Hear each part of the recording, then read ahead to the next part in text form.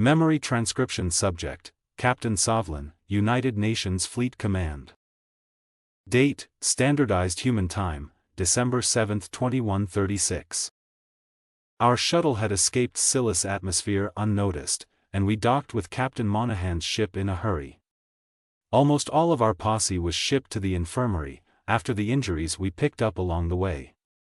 The Tillfish exterminators and their civilian trustees had looked petrified, boarding a Predator warship. General Burla was equally frightened, though Vernt seemed ready to run laps around the vessel. The Arxer turret gave me a close shave, though I was able to save Marcel. The human doctors informed me that my damaged spines would never regrow, due to a degenerative condition. That was not surprising to me, given my advancing age.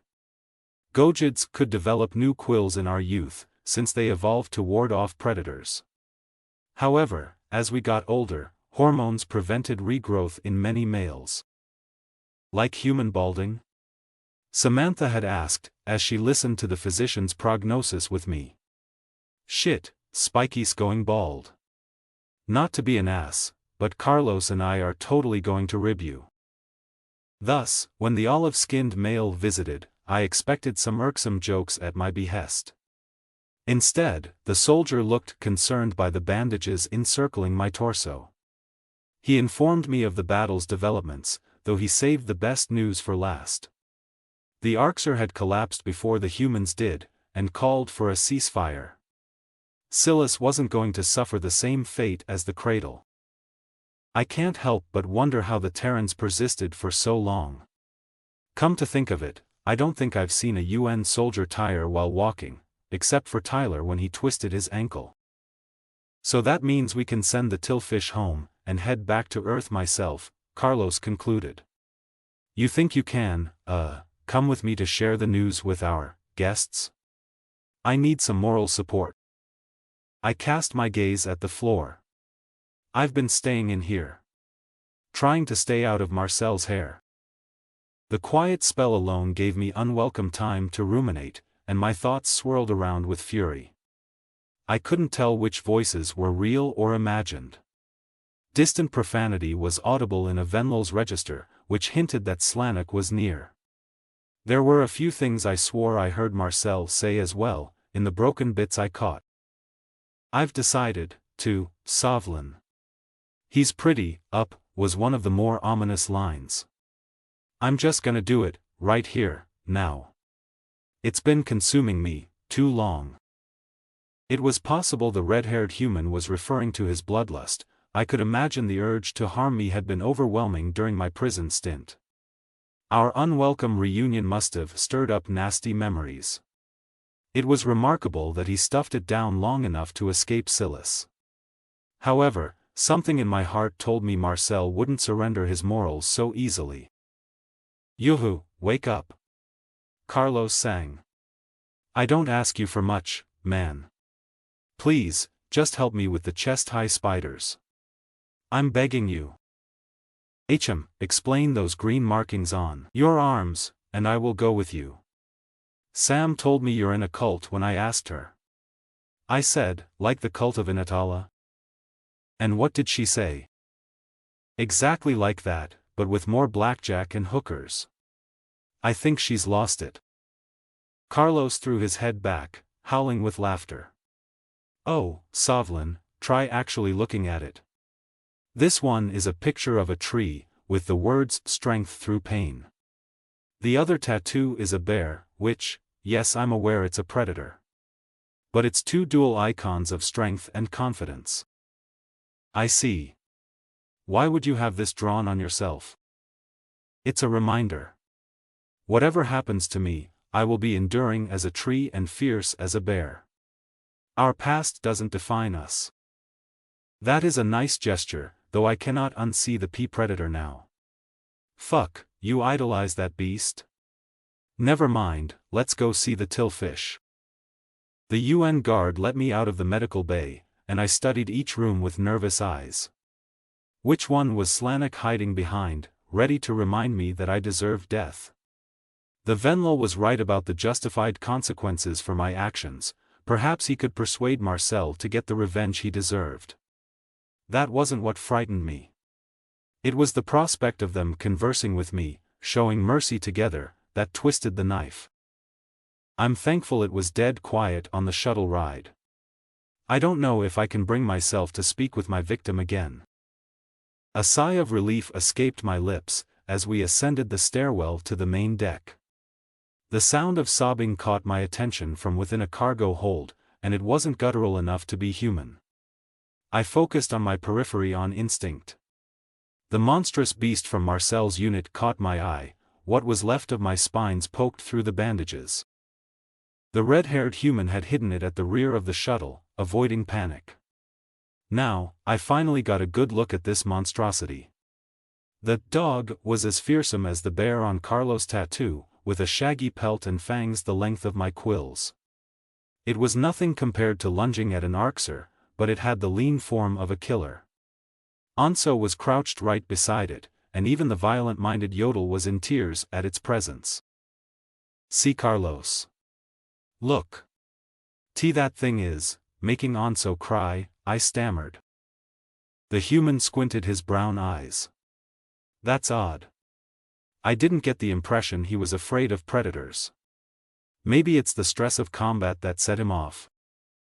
I crept over to the room's hallway, and peered inside. Carlos matched my furtiveness, despite wearing heavy boots on his paws. As primitive as Anso was, it would be wrong to leave him at the dog's mercy. The Yodel was part of our unit, and humans never left their pack mates behind. Blonde, close-cropped hair caught my eyes. Tyler knelt beside the Yodel, careful to keep weight off his injured ankle. Perhaps the sensors officer had put his exchange program partner up to this. I could see the Terran's lips moving, and Anso nodding blankly. From the bits I was able to catch, it sounded like he was explaining what dogs were. They were pack predators that humans domesticated, to help with farming and hunting. Tyler had one that lived with him. That was possibly the most asinine thing I'd heard in my life, worse than asphyxiating fish as a child. Encouraging a predator to switch on hunting mode around them was suicide. It must be difficult even for a sapient Terran to rein themselves in while searching for prey. Was this creature used to slaughter farm animals so the humans didn't have to?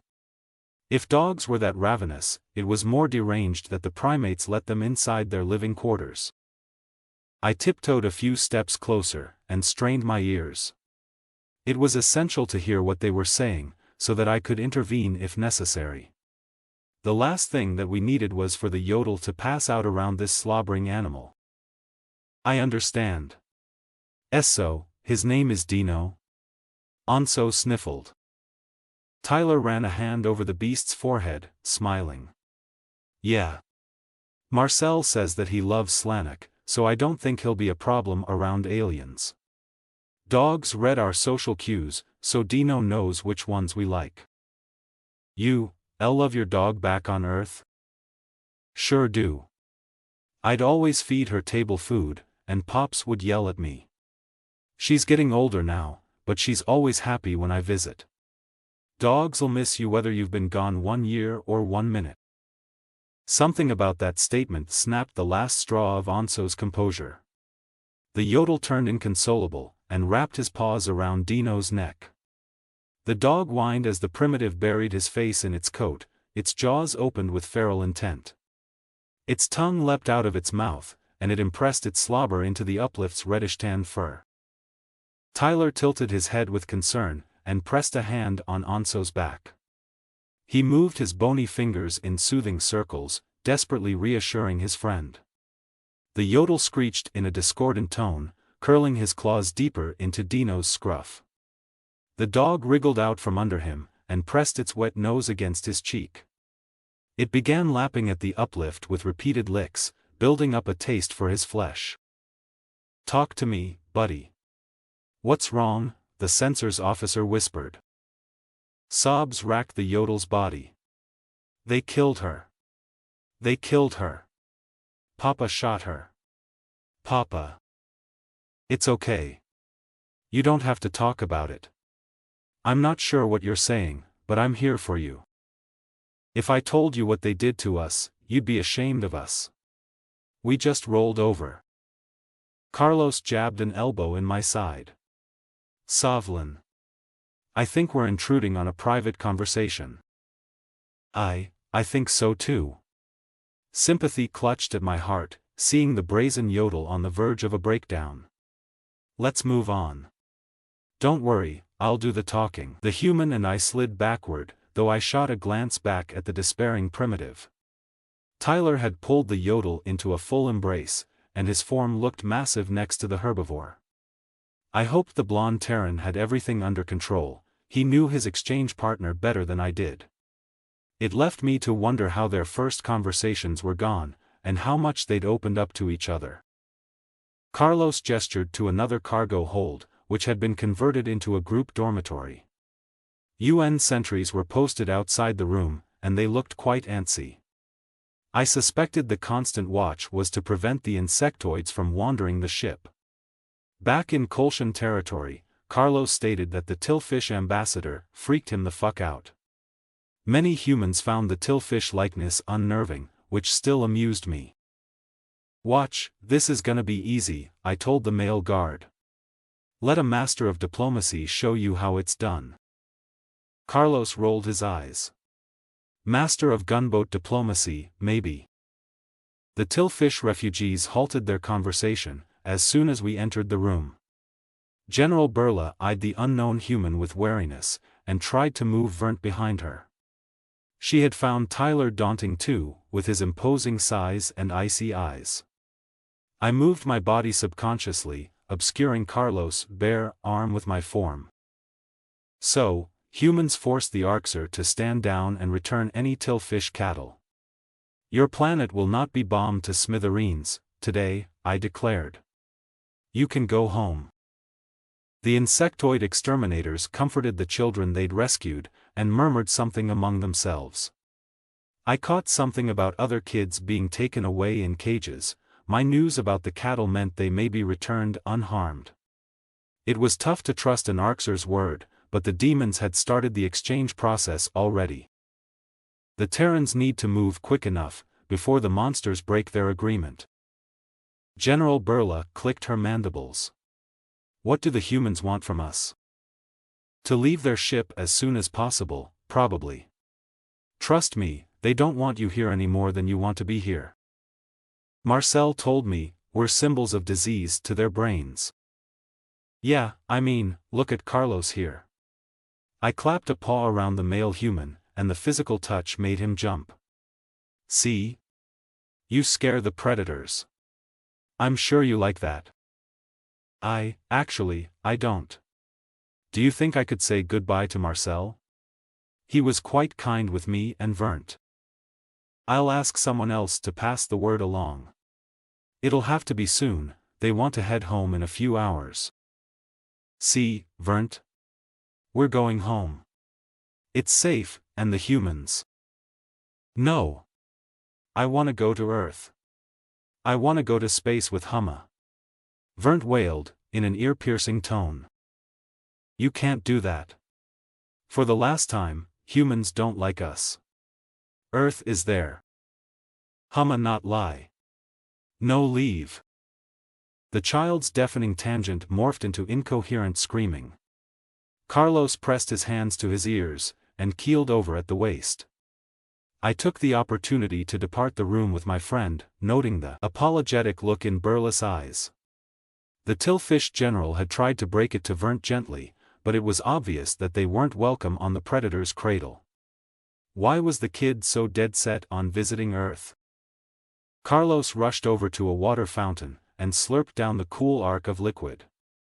The human blinked his eyes shut, before wiping his lips against his hand. He turned grateful eyes to me, and allowed himself a full-on shudder. Perhaps the experience gave him newfound sympathy for what it was like, when I first boarded this ship packed with predators. Thank you. I felt my throat clam up, I couldn't speak. Now it's done, and we can send them home, Carlos murmured. I chewed at my claws. Don't mention it. That kid was a nightmare. Sooner he's back on Silas, and screened for predator disease, the better. Predator disease? For throwing one tantrum? There's some behavioral issue going on there.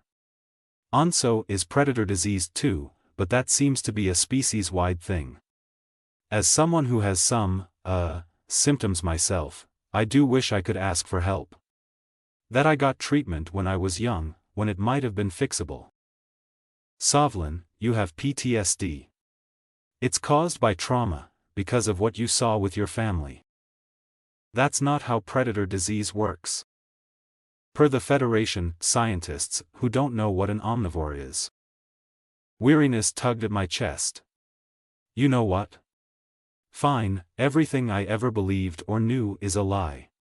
Sure, whatever, seems to be the pattern. Happy? Geez, you can't temper the self-pity for 10 seconds. I'll take you back to your room. I know where it is. I can walk back by myself. Be my guest. Carlos stalked off, arms folded in the way humans used to cordon off their emotions.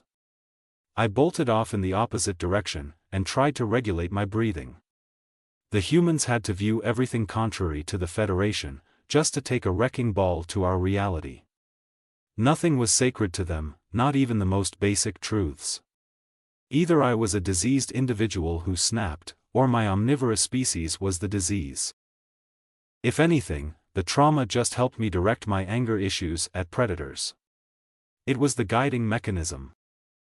I stomped past Onso and Tyler's cargo hold. The yodel was tugging a rope, with a little help from his human pal. Dino had the nylon clasped between its fangs. The dog had decided this twine was its prey, and refused to let go. I wasn't sure why the primitive and his exchange partner wanted this string so desperately. At least they weren't stupid enough to stick their paws in its mouth. Rushing off down the stairs, I returned to the medical wing.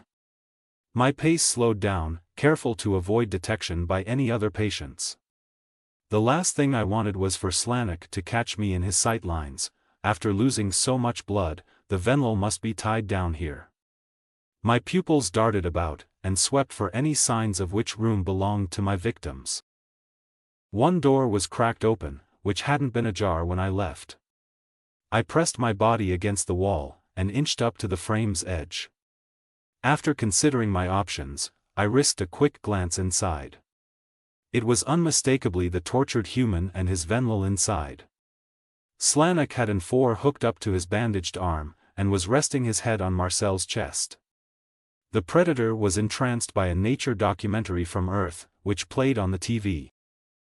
Shit. Maybe I can sneak past and they won't notice me. They're both fixated on the TV, right? I dropped onto all fours, hoping that would help keep me below their sight line. Pain scorched down my back, as it stretched out the damaged skin. Cursing internally, I crawled ahead like a toddler. My claws made clicking sounds against the tile. I could see Marcel's hazel eyes land on me through my periphery, and watched his head pop off the pillow. Sovlin, the human queried. Come here. Slanik needs to speak with you. I froze like cornered prey, and dread formed a knot in my stomach. It was possible to keep walking, but Marcel had every right to make demands of me. This was pure cowardice, avoiding him because I was afraid of his civility. Besides, if this human was dead set on conversing with me, I doubted I could outrun him. Steeling my nerves, I rose back onto my hind legs. My heart thundered with the fury of a stampede, but I turned my feet into the room. The universe had brought me face to face with my victims, and now, there was no choice but to engage with them. There was no telling what his Venlil buddy would do. I would offer myself to Marcel's whims once more. The human had a captive audience, and I'd yet to discover why he wished to speak with me.